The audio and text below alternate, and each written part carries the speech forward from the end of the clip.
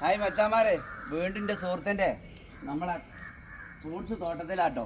വലിയൊരു പേർക്കാന്ന് പറയാൻ എനിക്ക് കൊതല്ല. കാരണം എന്താ അറിയോ, നാളെ പിറ്റേ എന്ത് ഉണങ്ങിപ്പോയാലോ എൻ്റെ തലയിൽ പോകും. അതുകൊണ്ട് ഞാൻ അത് പറയുന്നില്ല. ഒരു മാന്യമായ 2 പേർക്ക ഭയങ്കര ടേസ്റ്റാട്ടോ. ഞാൻ മുറിക്കാൻ പോവാ. ഏയ് ഇങ്ങോട്ട് വാ, ഓനെ വെച്ച് കേട്ടോ. നമ്മൾ മുറിക്കട്ടെ? എൻ്റെതല്ല കേട്ടോ.